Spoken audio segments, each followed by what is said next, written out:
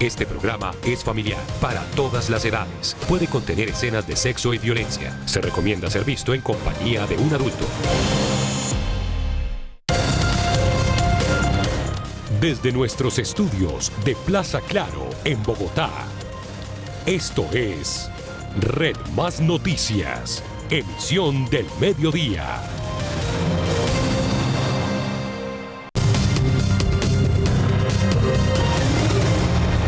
Buenas tardes, bienvenidos. Como siempre es un gusto saludarlos a esta hora, saludarlos al mediodía. Y la noticia en este momento está con las medidas que confirma Bogotá para esa reapertura económica que se dará en pleno a partir del 16 de noviembre, ya la próxima semana. El carnet de vacunación, como ya se había anunciado, se va a exigir para algunos eventos. Sin embargo, atención a esto, en plazas de mercado o en comercio informal como San Victorino no se va a pedir.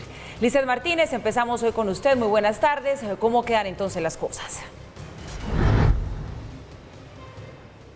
Paula, televidentes, muy buenas tardes, la saludo aquí desde inmediaciones del Estadio El Campín. Me encuentro con el subsecretario de Salud Pública, Manuel González, quien va a hablar un poco de cuáles van a ser esas estrategias que va a implementar Bogotá a partir del 16 de noviembre para realizar esa reactivación económica. Subsecretario, muy buenas tardes. Cuéntenos un poco más al detalle cómo van a funcionar estas medidas para la capital y para qué tipo de establecimientos van a aplicar. Bueno, en la ciudad desde el 16 de noviembre van a empezar a aplicar para aquellos establecimientos o eventos en los cuales se pida el 100% de aforo. Esto se tendrá que hacer con la exigencia del carnet o del certificado de vacunación. ¿Eso qué implica?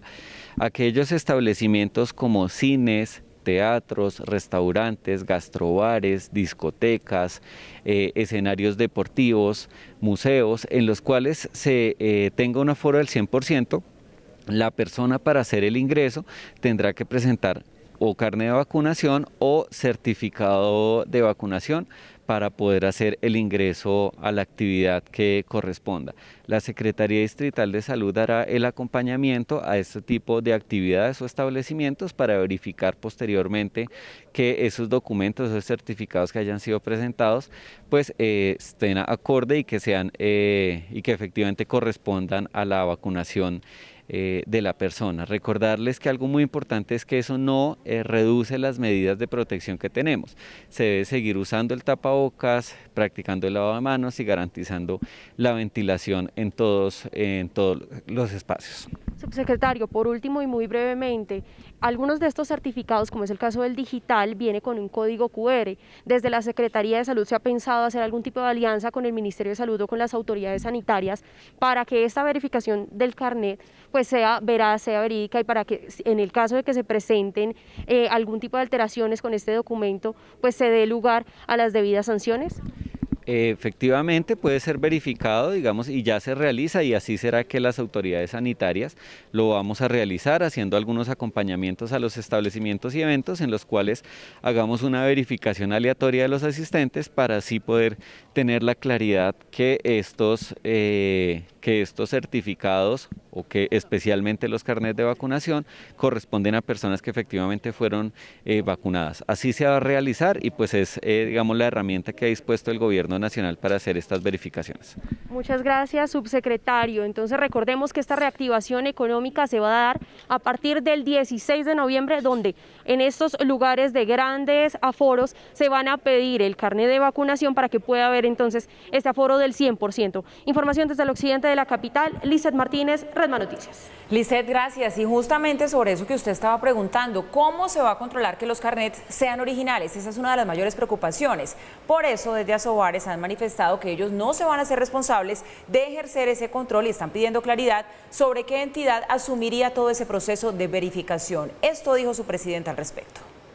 La preocupación de ellos no es tener que cumplir una medida más, es cuál es la entidad que nos va a vigilar ese cumplimiento, cuáles van a ser esos posibles escenarios, porque todo eso trasciende a la operación. Por ejemplo, la medida nos va a exigir o nos va a pedir que exijamos el carnet de vacunas, pero en ningún momento nos podemos hacer responsables, por ejemplo, de la veracidad de ese documento que nos van a presentar. Partiremos de la buena fe de ese documento. Desde el gremio de los bares dicen entonces, partimos de la buena fe de los clientes, de las personas que nos visitan, por supuesto como tiene que ser, pero hay que ejercer un control adicional.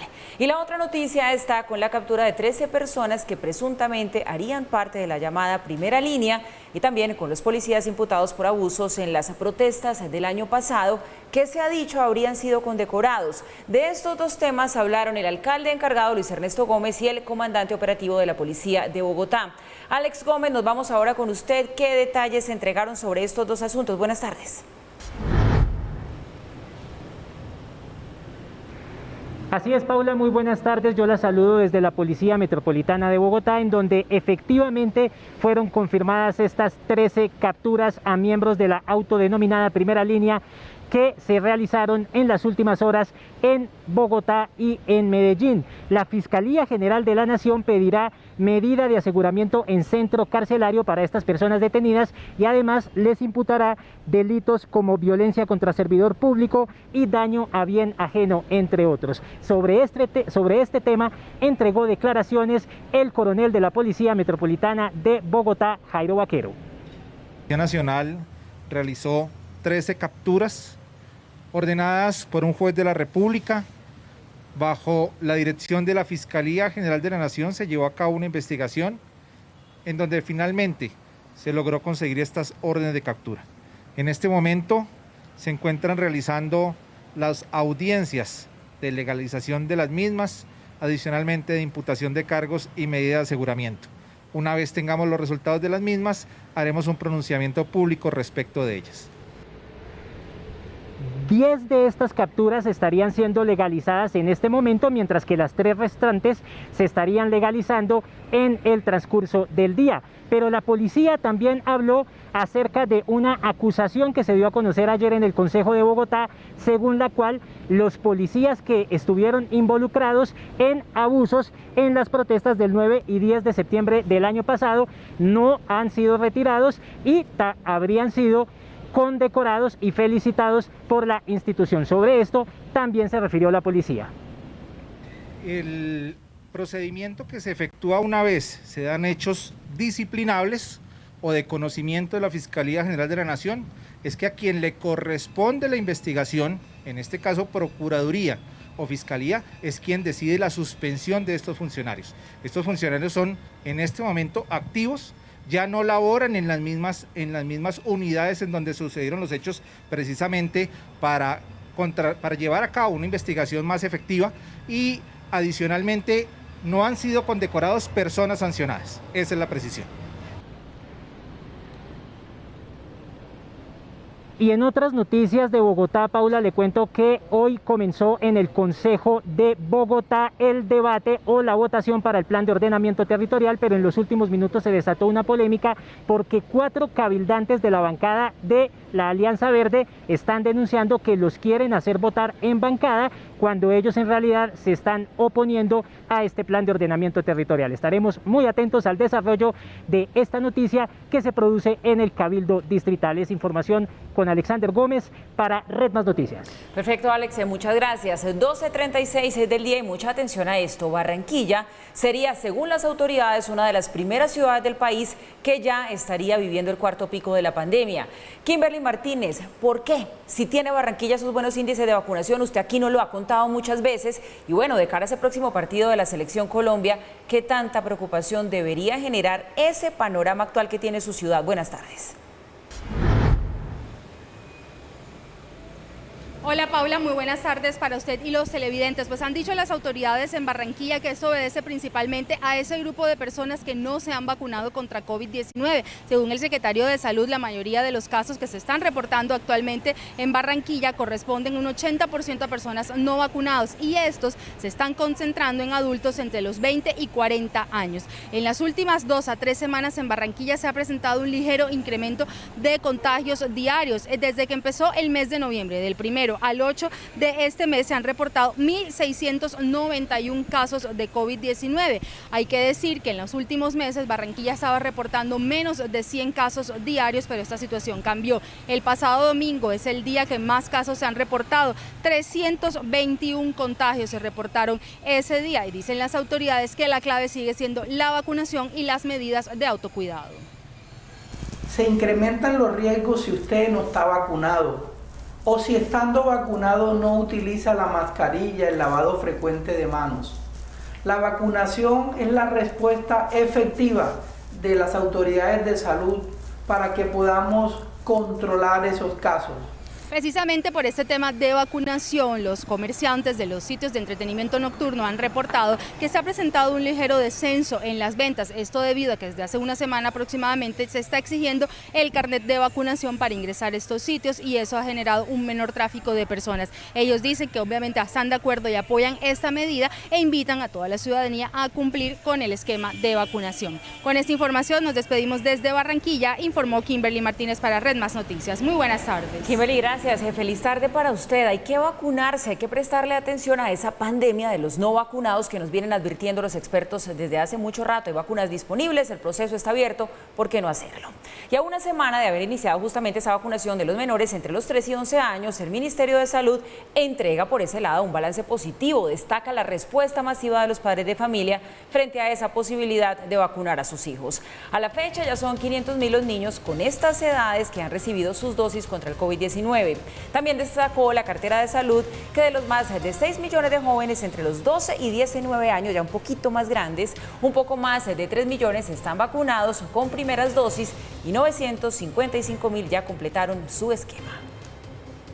En todo el territorio nacional han acudido de forma masiva y al día lunes ya llevábamos más de 500.000 niños vacunados en esta población, que representan el 7% ya de este grupo poblacional, que alcanzan los 7.100.000 colombianos. Este es un grupo muy importante, que allí también hay enfermedad grave y tristemente también hay muerte. 253 niños menores de 18 años han fallecido en lo que va de la pandemia. Y una noticia más en este sentido, el Ministerio de Salud publicó ya el borrador de decreto para la reactivación de la producción y desarrollo de vacunas en el país, una industria que estaba en mora de reactivarse. Este documento contempla la creación de una comisión intersectorial que esté al frente del proceso y fije además la hoja de ruta. Este trabajo intersectorial se daría por medio de la articulación entre el Ministerio de Salud, el Ministerio de Ciencias, el Instituto Nacional de Salud y el Departamento Nacional de Planeación, entre otros. Estas entidades serían las encargadas del diseño de estrategias para la adopción de la política de acceso a vacunas seguras y de alta calidad. El borrador publicado desde el lunes 8 de noviembre estará sujeto a comentarios hasta el martes 23 de noviembre.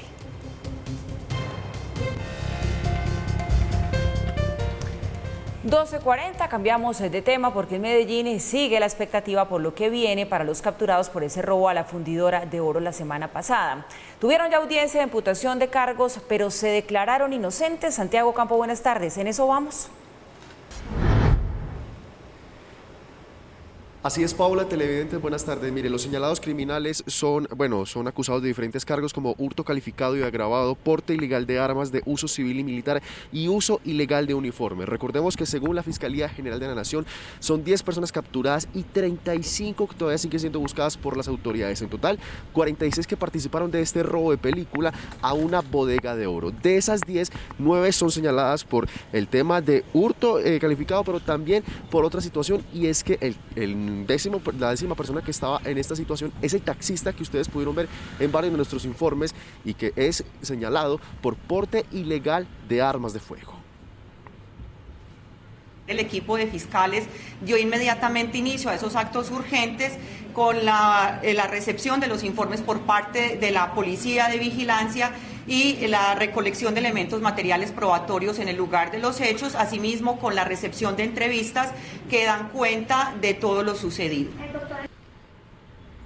Es importante resaltar que en medio de esta situación hay otro aspecto importante y es esos chalecos, esos implementos que confiscaron las autoridades el día del hurto. Varios de ellos han sido objeto de investigación, según las autoridades, porque de alguna u otra manera ya estaban vencidos y estos chalecos no son propios de aquí de la ciudad de Medellín, sino de la ciudad de Bogotá. Entonces la pregunta es, ¿qué hacían estos uniformes que son de uso exclusivo de la fuerza pública en manos de los delincuentes? Esto dijo la Policía Metropolitana. Existen unos chalecos que al parecer figuran que fueron destruidos hace algunos años, pues dentro de los que se incautaron, de acuerdo a los datos que se obtienen, parece ser que concuerdan con esos que deberían estar destruidos.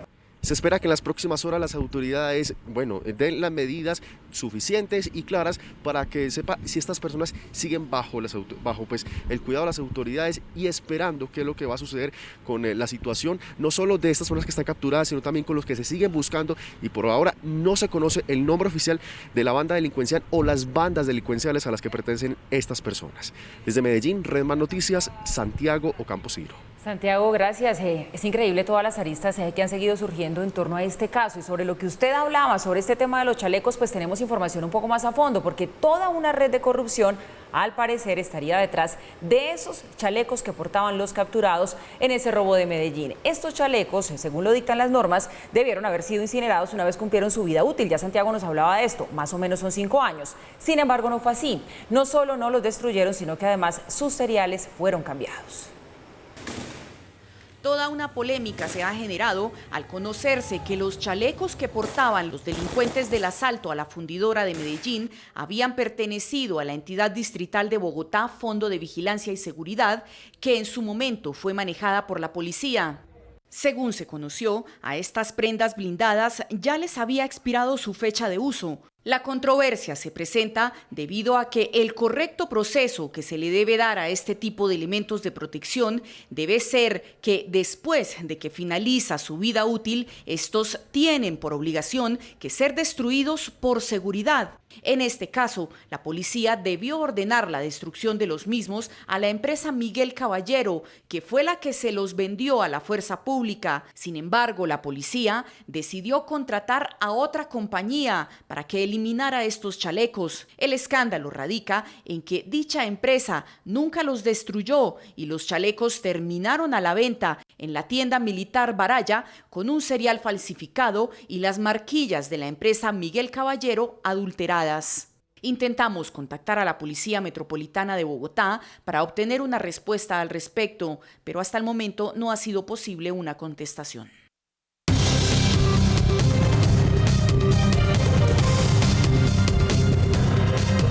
Miramos al mundo, hay revuelo político en Chile. La Cámara de Diputados aprobó el juicio político de destitución contra el presidente Sebastián Piñera. La decisión se tomó tras una maratónica sesión que se extendió por más de 20 horas. Dicen algunas voces que buscando dar tiempo a que pudieran votar quienes estaban a favor de ese proceso. La acusación fue aprobada por 78 votos a favor, 67 en contra, y ahora deberá ser tramitada ante el Senado, que tiene facultades para destituir al mandatario. La gran polémica se centró en uno de los diputados que habló por más de 15 horas seguidas para que uno de sus compañeros terminara su cuarentena y pudiera llegar a votar la acusación contra el presidente chileno.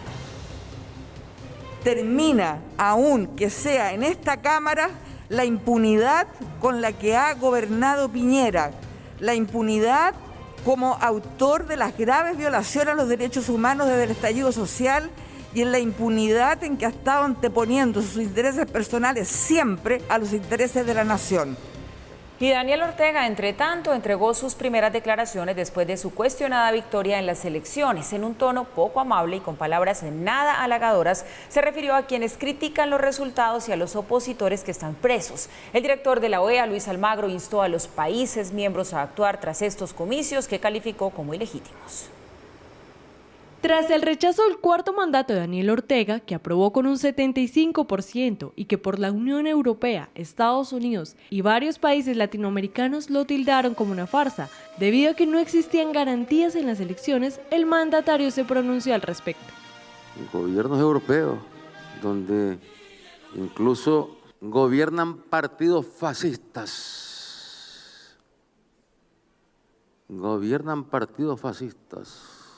que en estas tierras, que en estos pueblos, que en estas naciones, que aquí en Nicaragua gobierne el pueblo nicaragüense y no los gobiernos europeos. Después de 24 horas de las elecciones y tras dar declaraciones respecto a las críticas por su victoria, el presidente se refirió a sus opositores que están recluidos. Esos que están presos ahí son los hijos de perra de los imperialistas yanquis. Se los deberían llevar para allá, para los Estados Unidos, porque esos no son nicaragüenses dejaron de ser nicaragüenses hace rato. Esta declaración dio lugar en Managua en conmemoración del 45º aniversario de la muerte de Carlos Fonseca Amador, líder histórico sandinista. La justicia de Guatemala ordenó la extradición a los Estados Unidos de Ricardo y Luis Enrique Martinelli Linares. Estamos hablando de los hijos del expresidente panameño Ricardo Martinelli. Serán juzgados por el delito de lavado de dinero que estalló en el marco del escándalo de Odebrecht. La decisión del Tribunal de Guatemala coincidió con un memorando enviado por los Martinelli Linares en el que expresaban su voluntad de allanarse al procedimiento de extradición. Previamente, el expresidente Ricardo Martinelli había manifestado que sus hijos deberían ir lo más pronto posible a Estados Unidos para presentarse ante las autoridades y demostrar su inocencia. Y crece la tensión en la frontera entre Bielorrusia y Polonia, esto ante una escalada de la crisis migratoria. Después de que varios migrantes intentaran entrar a la fuerza, el gobierno polaco decidió aumentar su presencia militar en la frontera. El primer ministro polaco declaró que sellar este paso está en el interés nacional de Polonia. Señaló además que la estabilidad y la seguridad de toda la Unión Europea está en amenaza. Miles de migrantes, muchos que huyen de la guerra y la pobreza en Oriente Medio, intentan sobrevivir en la intemperie en condiciones deplorables, además de las bajas temperaturas. Y este martes la conferencia climática de la ONU, la COP26, se centra en la igualdad de género y en la ciencia. Destacan el papel de las mujeres y de la innovación tecnológica en la lucha contra el cambio climático. Además, y no se pierdan esto, una imagen muy impactante que refleja la realidad que atraviesa el planeta, dejó con su intervención el ministro de Tuvalu. En esta nueva jornada de la COP26, las mujeres son protagonistas. Los eventos se centran en los esfuerzos para impulsar la igualdad de género en la lucha por el clima. La falta de liderazgo femenino de alto nivel en las negociaciones climáticas ha sido planteada como un tema de preocupación por parte de las activistas. Actualmente tenemos tan pocas mujeres realmente capaces de tomar decisiones sobre el futuro de sus medios de vida. Las estamos dejando atrás. Vemos muy pocas mujeres en el futuro sector de las energías renovables, por ejemplo. Todavía tenemos una falta de mujeres en la ciencia y la tecnología. Durante la jornada también se destacó la forma como el calentamiento global afecta de manera desproporcionada a las mujeres, quienes según un informe del Programa de las Naciones Unidas para el Desarrollo representan el 80% de los desplazados por el cambio climático. Nosotras somos más víctimas de los impactos de las catástrofes climáticas, porque a menudo son las mujeres las que regresan al bosque a plantar, a buscar algo para comer, a menudo son las mujeres las que van al bosque a cosechar. Y hoy, si estas mujeres no están participando en actividades relacionadas con la lucha contra el cambio climático, podría decir que es nulo y sin valor. A la conferencia asistió la presidenta de la Cámara de Representantes de Estados Unidos, Nancy Pelosi, quien aseguró que el calentamiento global es una amenaza que amplía y acelera las desigualdades existentes de género en las economías y sociedades. En el 10º día de la cumbre climática, también se abordaron las innovaciones científicas y tecnológicas en la lucha contra el cambio climático, dos factores esenciales para desarrollar y escalar soluciones para limitar el aumento de la temperatura global y adaptarse a los impactos actuales y futuros de la crisis climática. La jornada estuvo marcada por un impactante video en el que el ministro de Asuntos Exteriores del país oceánico Tuvalu denunció que su país puede desaparecer por el cambio climático, mientras estaba sumergido en el mar con el agua hasta las rodillas. El objetivo era concientizar sobre el aumento del nivel del mar debido al calentamiento global, un problema que los afecta directamente. Una imagen más que diciente. Y sigue saliendo a la luz nueva información sobre los movimientos de Alex Saab, una empresa del colombiano que, recordemos, está detenido en Estados Unidos, adeuda al sistema de rentas internas de Ecuador unos $558.000. La empresa Fondo Global de Construcciones realizó operaciones ficticias por al menos $296 millones, esto entre 2012 y 2013, de los cuales no se pagó nada de impuestos, acumulando esa cifra, unos $558.000 de deuda con el país.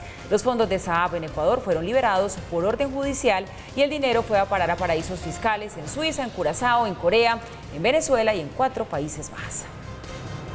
Y el gobierno de Bélgica inició los trámites para implementar la vacunación obligatoria en el personal de salud de todo el país. Esta medida empezaría a regir el 1 de abril del próximo año.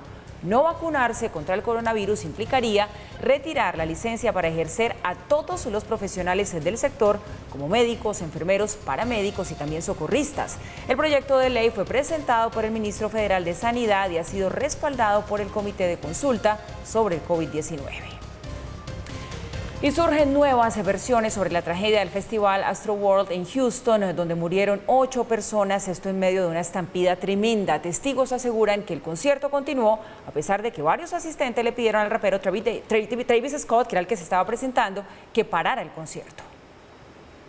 La investigación por la tragedia del festival Astroworld pone en aprietos al rapero Travis Scott.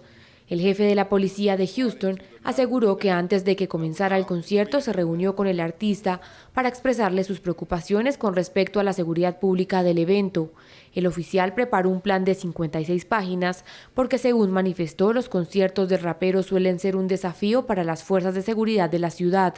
El potencial de múltiples incidentes relacionados con el alcohol y las drogas, las posibles necesidades de evacuación y la amenaza constante de una situación que deje un alto número de víctimas se identificaban como preocupaciones claves. Los videos publicados por los asistentes al concierto en las redes sociales mostraron una escena caótica cerca del escenario. Entre empujones y gritos, algunos asistentes le pidieron al rapero que detuviera el espectáculo, pero al parecer este no escuchó. El concierto terminó 30 minutos antes de lo previsto, pero casi 40 minutos después de que las autoridades de la ciudad lo declararan como un evento con alto número de víctimas. Expertos y familiares han cuestionado si las autoridades podrían haber detenido el espectáculo más temprano, mientras algunos funcionarios manifiestan que detenerlo habría podido incitar a disturbios. Mientras las investigaciones continúan, Travis Scott aseguró que cubrirá los costos de los funerales. Gira del presidente Duque a Oriente Medio. Cubrimiento especial de Red Más Noticias desde Jerusalén. ¿Qué papel puede jugar Colombia en esta área geográfica? ¿Cuál es el balance de la visita del jefe de Estado? Conocer las noticias es bueno. Entenderlas es mejor. Y finalizó ya la visita del presidente Iván Duque en Israel. Con ella quedó consolidada una inversión directa de ese país de 68 millones de dólares. Además, se abrió una oficina de Impulsa que va a permitir conectar emprendedores colombianos con proyectos en Israel. Giovanni Celis, el director de Red Más Noticias, está terminando usted también su cubrimiento justamente con esta información. Muy buenas tardes. Hola Paula, los saludo desde el Cótel, desde el Muro de los Lamentos, el lugar más santo aquí en Jerusalén, ya con el balance final de esta visita del presidente por Oriente Medio. Quedarán muchas cosas. Sin duda, un interés de los países de Oriente Medio, no solamente de Israel, sino también de los Emiratos Árabes en Colombia, por el compromiso de nuestro país en el cuidado del medio ambiente, al declarar el 30% de nuestro territorio como área protegida, lo que les contaba. Eso hace que potencias como Israel quieran invertir en Colombia. Y también la nueva agenda de nuestro país, ahora que va a ser parte del Consejo Internacional para el uso adecuado de la energía atómica. Y también el compromiso de Colombia para evitar cualquier semilla de antisemitismo. Hoy la agenda del presidente 100% centrada en reuniones con empresarios que quieren invertir en Colombia y en la apertura de la Oficina Comercial de Innovación en Jerusalén de Impulsa. Esa fue la agenda del presidente hoy aquí en Oriente Medio. El Centro de Innovación de Colombia en Israel es la demostración del fortalecimiento de las relaciones de ambas naciones que se comprometieron a conectar sus empresas y emprendimientos para consolidar proyectos de nuevas tecnologías, medio ambiente y salud. La inauguración de esta sucursal de Impulso expresa ante todo la confianza de Colombia en la innovación y tecnología de Israel y la confianza de Israel en la innovación y tecnología colombiana, y hemos cooperado de la mano en muchas áreas: seguridad, comercio, academia. La colaboración en materia de tecnología no solo va a reducir los costos de los productos y mejorar nuestras economías, sino que también debemos convertir esto en un motor de movilidad social. Durante la inauguración de la oficina, el presidente Iván Duque propuso un fondo de financiación para estos proyectos.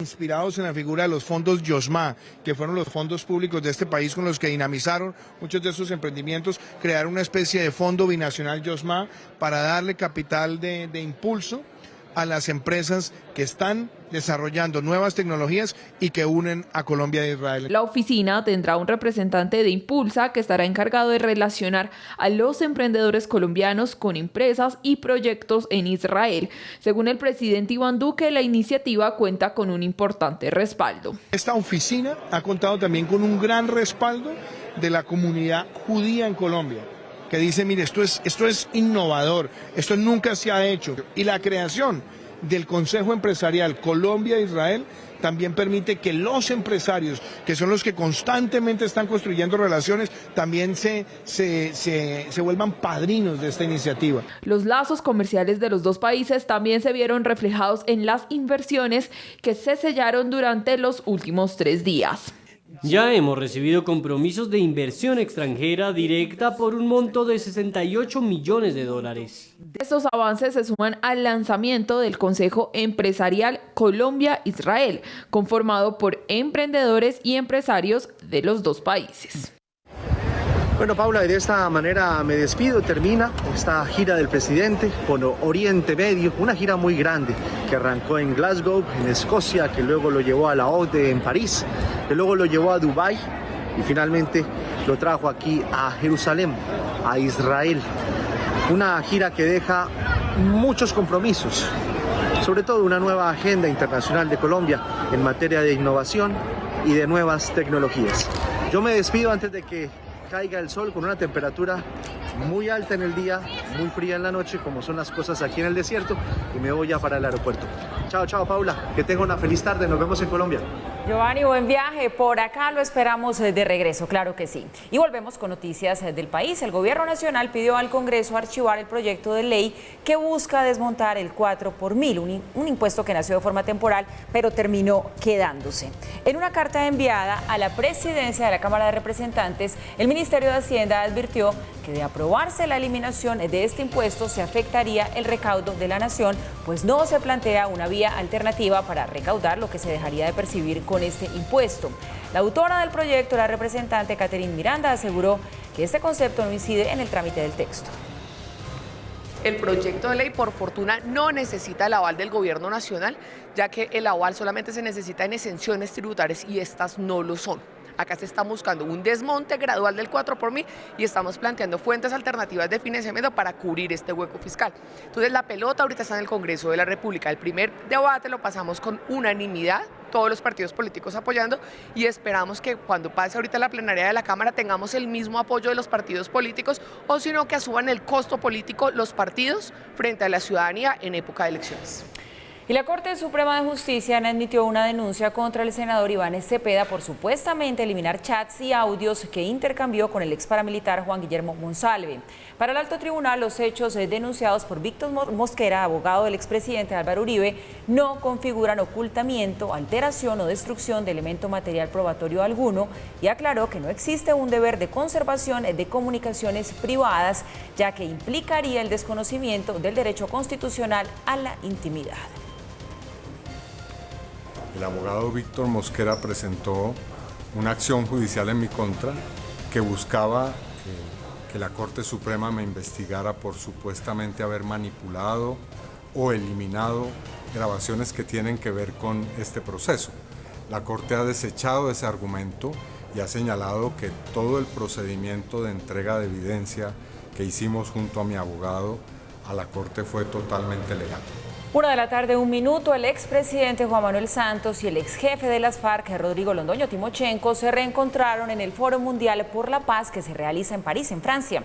En su intervención, el exmandatario lanzó pullas contra su sucesor por la implementación del acuerdo de paz.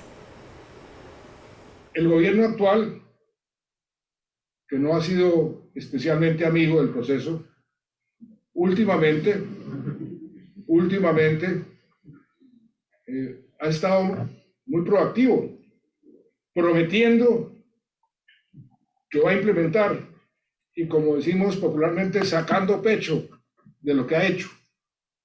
Eso para mí es una gran noticia, porque quiere decir que ya estamos recogiendo casi una unanimidad. Bueno, y también en el marco de este encuentro quedó una pregunta. ¿Hubo saboteo? La duda surge después de que en varias ocasiones fuera interrumpida la transmisión por extraños sonidos e imágenes. Juzguen ustedes. En la semana antepasada,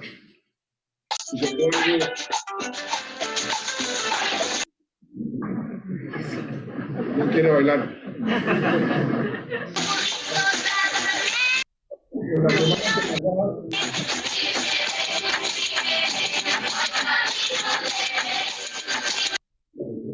Ponga una cumbia. En tiempos del COVID, concretar la paz en todos los rincones del planeta es tarea de todos los hombres y mujeres de buena voluntad.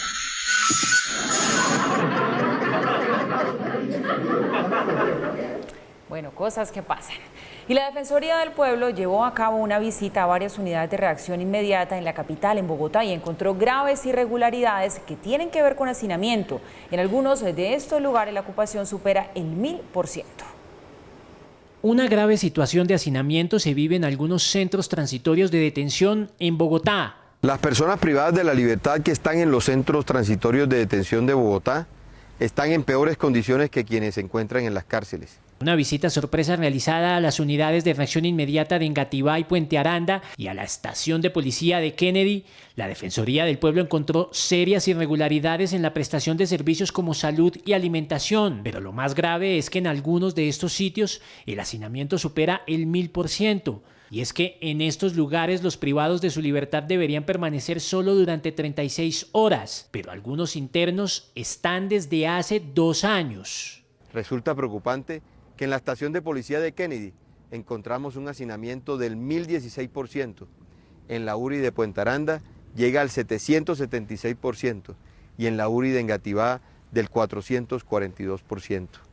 Estos lugares, pese a tener una capacidad para aproximadamente 30 personas, albergan hasta 780 detenidos.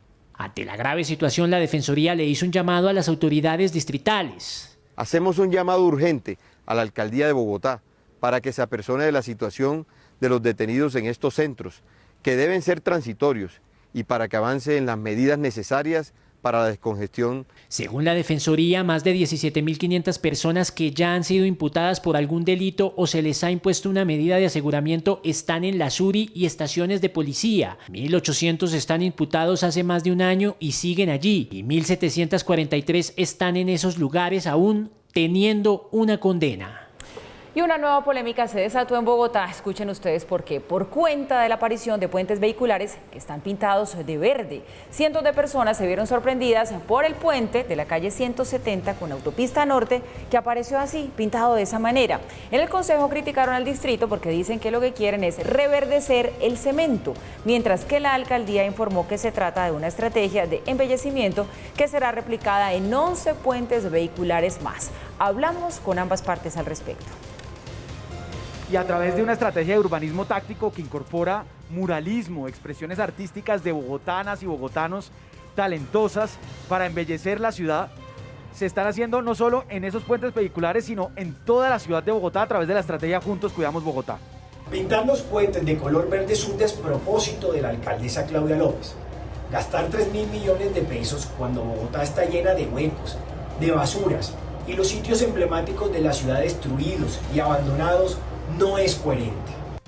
Una polémica que apenas comienza y nos vamos ahora para Buga. Se inauguró allí el nuevo Centro de Gestión de Emergencias y Seguridad, una moderna edificación dotada con tecnología de punta que va a prestar sus servicios a 23 municipios del Valle del Cauca. Alejandro Muñoz, buenas tardes. Paula, televidentes, muy buenas tardes para usted y para toda la audiencia de Red Más Noticias. Pues efectivamente, como usted lo dice, mire, es una edificación de 3 pisos que cuenta con 141 cámaras de vigilancia que van a estar monitoreando estos municipios. El propósito es que las autoridades puedan llegar de manera rápida y efectiva en aquellos lugares donde se estén presentando hechos de alteración al orden público. La gobernadora del Valle, Clara Luz Roldán, ha dicho que a través de las llamadas que hagan los ciudadanos y que puedan denunciar, se va a poder disminuir hechos como el hurto y el homicidio que afectan la tranquilidad y la seguridad de los vallecaucanos. inauguramos una inversión de más de 45.000 millones de pesos de la tasa de seguridad, una inversión muy importante para nuestra policía. Aquí a través del 123 vamos a tener integrados 27 municipios, esperamos a futuro crecer y seguir con la tasa de seguridad, así como se hizo la inversión desde la anterior administración. Por otro lado, hay que decir que con esto lo que se va a poder permitir precisamente es identificar a las personas, ya que estas cámaras tienen la capacidad de hacer un buen registro. Y por otro lado, también hay que mencionar que con esto el Valle del Cauca se posiciona como uno de los departamentos con el mayor número de capacidad operativa, especialmente en el tema de seguridad y para combatir el flagelo de cada una de las ciudades del Valle del Cauca, y además cuenta con 140 frentes cívicos de seguridad. A esta inauguración asistieron personalidades del gobierno nacional, municipal y departamental. Y con los hechos que ocurren en el Valle del Cauca me despido. Alejandro Muñoz, Red Más Noticias.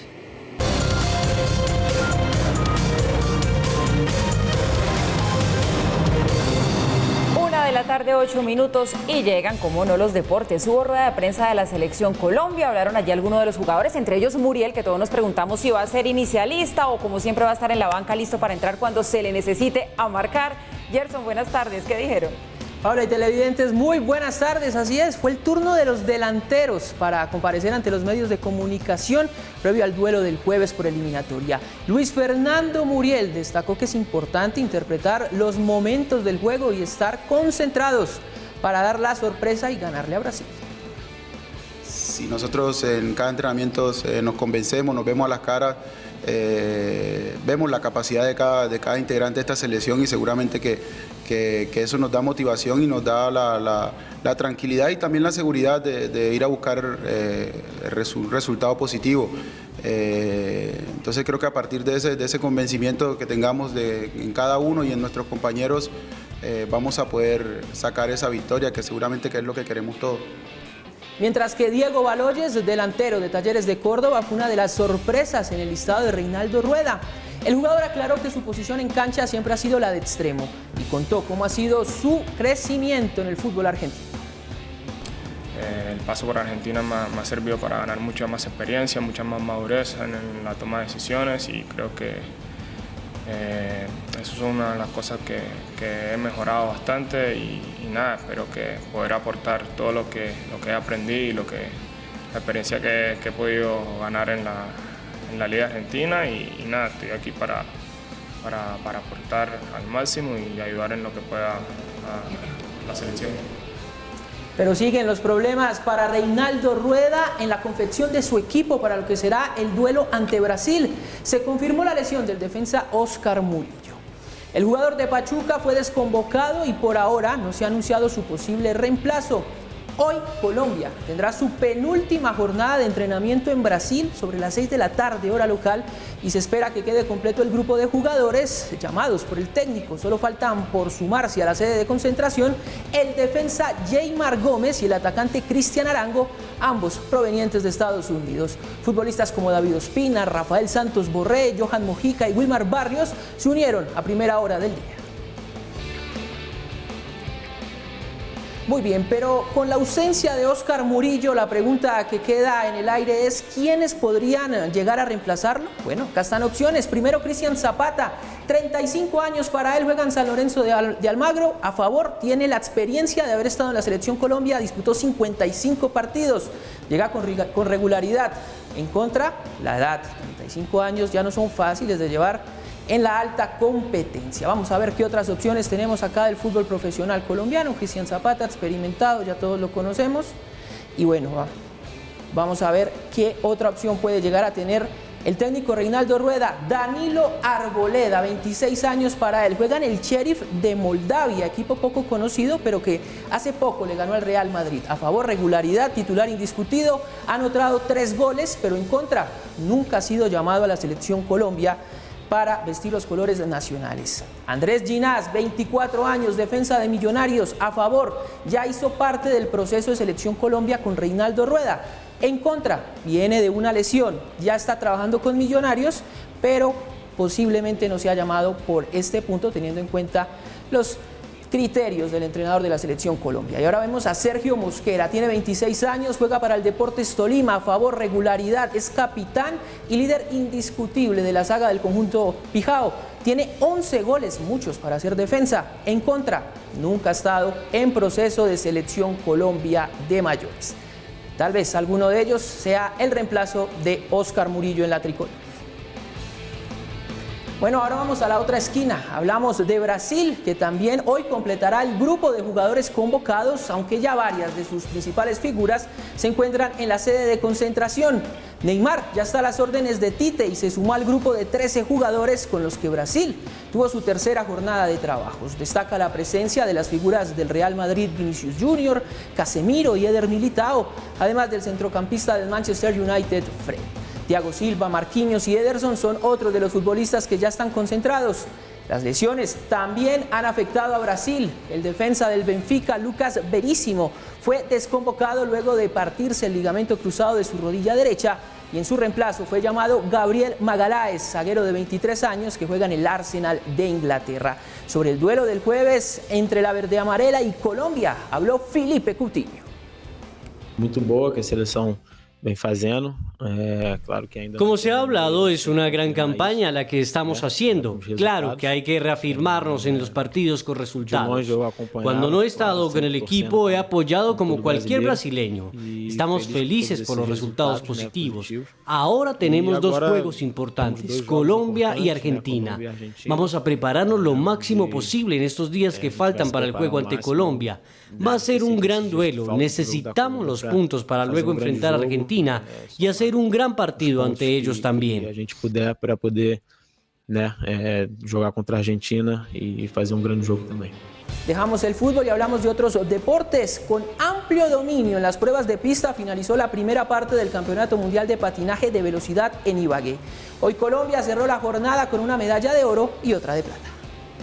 Colombia confirmó en Ibagué porque es dominador del patinaje de velocidad sobre pista. En la última prueba el país llegó a su oro número 21 gracias al triunfo de Andrés El Mono Jiménez y Oscar Cobo en la final de relevos masculino mayores. La dupla se impuso sobre las de Italia y Francia para cerrar por lo alto las pruebas de pista en el campeonato mundial. El empuje del Mono en mi último relevo es fundamental para yo poder coger la distancia que nos deja un poco cómodos para rematar la prueba. Con esta presea dorada, Colombia ganó 21 de las 25 disputadas. Muy felices, muy contentos, lo celebramos a rabiar, estábamos buscando esto para todos.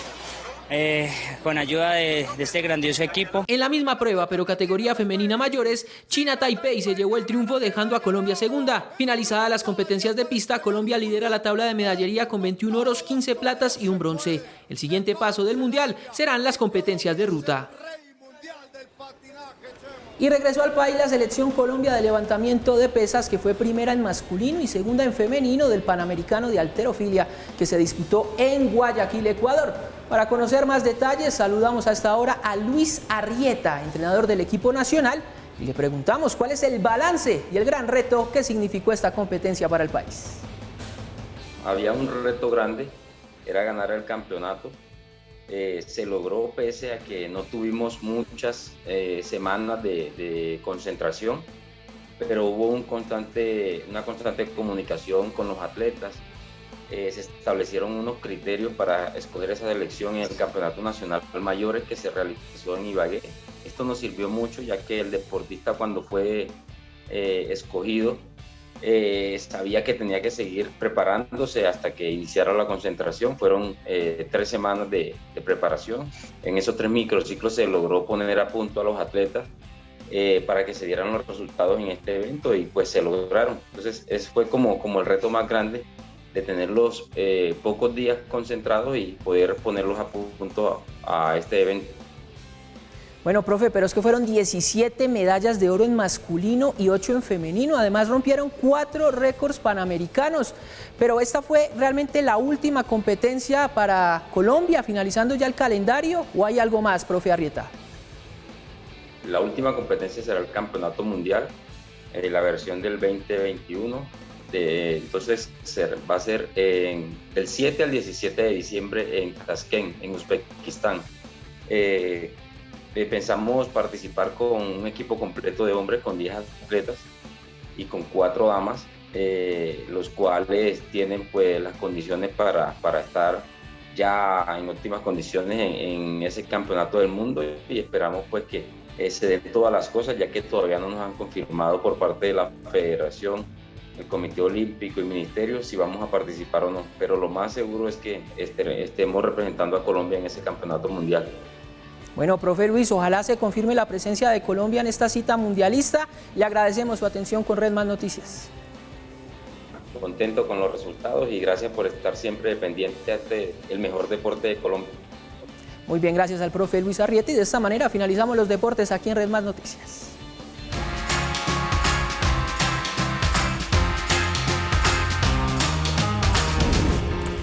Hola, muy buenas tardes. Bienvenida para que hablemos de entretenimiento y cómo le parece que el entretenimiento también tiene que ver con la vejez. Hablemos de la vejez, de las arrugas, de todo lo que implica el paso de los años. Yo le confieso que a mí me asusta, pero lo acepto porque ¿qué más podemos hacer? ¿A usted le asusta? Bueno, creo que es un tema que nos toca a todas y a todos. Claro que me asusta, pero además, sobre todo por el tema de las críticas. Y es que si nosotras como simples mortales recibimos críticas, imagínense ustedes Sarah Jessica Parker. En esta revolución de las canas, muchas críticas ha recibido. Recordemos que en diciembre se va a estrenar esta serie And Just Like That, y resulta que ella dice, oiga, algo pasa con los medios de comunicación, pero cada vez que yo aparezco hay más comentarios, e incluso quiero decirles que están empeorando. Eso lo dijo para una entrevista. Pareciera como si la gente disfrutara dañarme con sus críticas. Todo el mundo tiene algo que decir. Tienes demasiadas arrugas, no tienes suficientes arrugas, estás muy delgada, estás muy gorda, como si eso pues me hiciera mejor persona. Es decir, que aseguró que igual ella no puede hacer nada con el paso del tiempo. Todos vamos para el mismo lado. Eso le iba a decir, como si los que la critican no fueran a envejecer. No, pero además todos entonces, si ella hiciera algo contra el paso del tiempo, hablando de cirugías estéticas, botox y todo eso, también la van a criticar, porque sí, dicen, no, esta señora aquí sabe cuánto se metió para evitar la vejez. Pero bueno, ahí está, críticas por un lado o críticas la vejez por hay que asumirle, las arruguitas hay que quererlas. Eso sí. Y bueno, pues mientras hablamos de este camino a asumir las realidades, hablemos de lo que pasó en la alfombra roja del Art Film Gala. Es un evento anual realizado en el Museo de Arte del Condado de Los Ángeles, y para esta ocasión celebró su 10º aniversario, donde el homenaje fue para el cineasta Steven Spielberg. Por ahí están las figuras que pasaron: Billie Eilish, Miley Cyrus, Lil Nas. También pasaron por ahí los protagonistas del Juego del Calamar. En segunditos vamos a ver a Olivia Wilde, a Salma Hayek, a Maggie Gyllenhaal junto a su hermano Jake Gyllenhaal. También por ahí pasó Dakota Johnson. Pero resulta que lo importante de estas galas es que las ganancias de esta gala se destinan a respaldar la iniciativa del LACMA. ¿Saben qué financia esto? Exposiciones, adquisiciones y programación educativa, explorando la intersección del arte y el cine, para que lo tengan presente. Ahí está entonces Jared Leto y Hailey Bieber. Y de esas figuras que definitivamente son leyenda, hablemos de Amy Winehouse, porque por cuenta de un vestidito que ella lució en su última presentación. Pero lo particular de este vestido y lo que más llamó la atención de su último concierto es que ella estaba absolutamente devastada. Resulta que un mes después de ese fatídico concierto en Belgrado, el 23 de julio, la cantante murió a los 27 años de edad de una sobredosis. Así la vio el público. En muy malas condiciones, dirían muchos. Bueno, pues esa pieza ha alcanzado los $243.200, wow, es decir, 210.160 euros, y se ha vendido por un precio 16 veces superior al que la casa de subastas había proyectado. El catálogo la describía de esta manera: un mini vestido que abraza la figura a medida, diseñado por la estilista de Amy Winehouse, Naomi Parry, quien también hizo ahí un estampado de bambú y flores sobre un vestido de Spanx. Imagínense ese recuerdo, seguramente para los fanáticos muy particular. Bueno, el último concierto de Amy, pero en estas condiciones complicadas. Y poco a poco los fanáticos de Spider-Man respiran más detalles de la próxima entrega. Y es que justamente ese adelanto no lo puede permitir este póster que se ha compartido en las últimas horas y por supuesto ha enloquecido las redes sociales. Porque atención mundo, varios detalles de este póster oficial sobre los diversos enemigos que ahí se alcanzan a ver. Resulta que en este primer plano vemos a Spider-Man, el protagonista de esta cinta, que se estrena el 17 de diciembre en cines. Perfecto. Está siendo atacado por unos tentáculos. Eso nos lleva al Dr. Octopus, Alfred Molina, de Spider-Man 2. En el fondo hay un rayo que cruza el firmamento. Esto podría representar a Electro, Jamie Foxx, de Amazing Spider-Man 2. Y un poco más atrás vemos una extraña nube de arena reavivando los rumores sobre la aparición del Hombre de Arena de Spider-Man 3. Bueno, pues ahí está entonces el detalle de lo que podría suceder en Spider-Man, esta nueva entrega que hace Sony Pictures y Marvel Studios. Y buenas noticias por cuenta de nuestros artistas colombianos, y eso nos concentra en Morat, porque logró vender más de 50.000 boletas por su gira en España. Está arrasando en Estados Unidos después de conquistar México. 50.000 asistentes en España por cuenta de 17 shows. Un doble sold out en Madrid y también en el Estadio Olímpico de Barcelona, pasando por 15 shows con sold out en 2 plazas más de este importante país. ¿Ustedes se imaginan eso? Pero además hay que decir que su 11º sold out en el Auditorio Nacional de la Ciudad de México también lo lograron. En Estados Unidos acumularon 14 fechas por diferentes estados y además hay que decir que Miami y que Nueva York enloquecieron. Pero ojo, hay que hablar de esta gira que continúa por Latinoamérica, 11 y 12 de noviembre en Uruguay, 14, 15 y 16 de noviembre en Chile y 20 de noviembre en República Dominicana. Qué buena música la que están haciendo estos muchachos de Morat, qué bien cantan y se lucen así por el mundo. Llegamos nosotros al final de nuestra emisión, nos vamos con un dato rápido de cierre. La OMS está advirtiendo a esta hora que podría venir desabastecimiento del tipo de jeringas que se utilizan para las vacunas contra el COVID-19, esto por cuenta de la demanda que supone este proceso y que, ojo, aquí es donde viene lo complicado, se podría retrasar el proceso de vacunación en muchos lugares del mundo. Nos volvemos a encontrar en nuestras emisiones de las 7 y las 8 de la noche. Síganos en nuestra cuenta en Twitter, @RedmanNoticias. Feliz almuerzo.